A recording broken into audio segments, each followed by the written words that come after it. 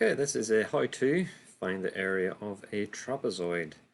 Remembering that trapezoids are also known as trapeziums. So the formula, you should be aware, is area equals half the sum of the parallel sides multiplied by the height. And we should really say it is the perpendicular height. Okay, so here I've got two trapeziums, or trapezoids.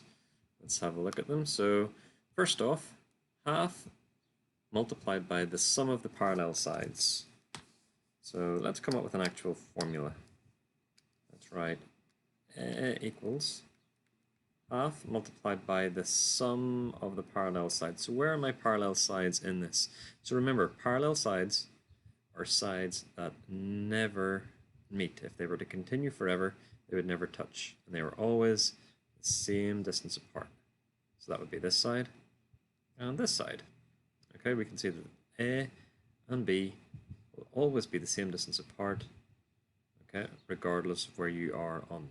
Okay, that's not the same for this side and this side, because I can see that they're actually getting closer together as we move up the page.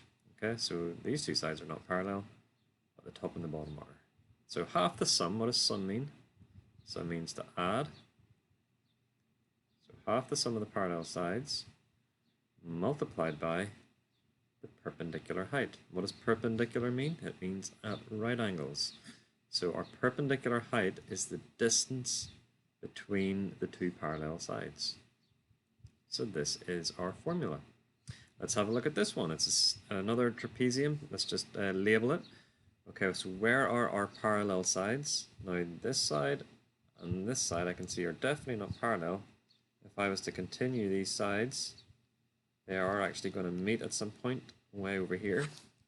So our parallel sides are, it'll be this one. I can see that this side is the same distance away from this one. So half the sum of the parallel sides, half A plus B. And the perpendicular height in this one, well, there's our 90 degrees. So this side must be the perpendicular height. So let's try it just with a few numbers. Okay, well, let's have a look at this example. So area equals half the sum of the parallel sides. So my parallel sides are definitely 5 and 12 because they're always the same distance apart. And perpendicular height, well, it's not that because there's no right angles. It's not this one because there's no right angles. Perpendicular height is 4. And this 6 and the 7, not needed. Okay, they're just thrown in there to try and put us off. So I can put this straight into my calculator. I can do 1/2 multiplied by bracket. I'm going to put it in exactly as I see it, times by 4. And I get 34. Okay, let's just do one more. Alright, let's have a look at this example now. And so we've got the area equals half times the sum of the parallel sides. Now, yeah, these two are not parallel because they're not the same distance apart. However, these two definitely are. So that's 12.5 plus 8. And multiply it by the perpendicular height. Well, there's no right angles on this side, but there is here, so multiplied by 7 1/3. So let's see how we put this into the calculator. I can do that 1/2 multiplied by 12.5 plus 8. Close my bracket, multiplied by, now to do my 7 1/3, I can see above this one I've got this is a mixed number, so it's got a whole number and a fraction, so let's use that.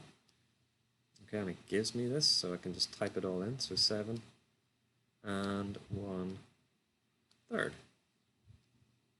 And it equals, and I get this number. Now that's, if I was going to write this down, I would have to write 75.16, and that's recurring because the number keeps going on forever. If I wanted to write it as a fraction though, I can change it using the F to D button. And I get 451 over 6, which is fine as well.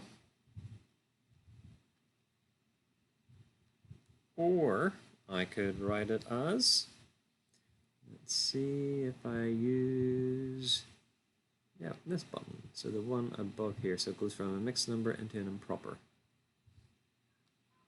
75 and 1/6.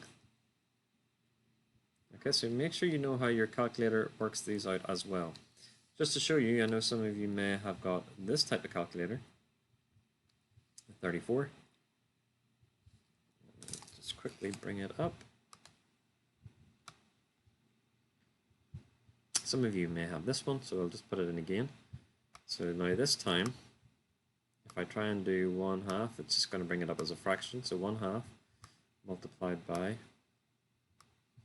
12.5 plus 8. I'm going to close my brackets and I'm going to multiply by, I'm going to put in my 7 1/3.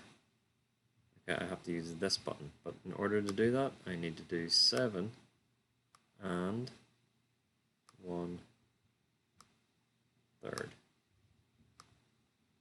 Whoops. Oops, sorry, so I actually pushed the wrong button.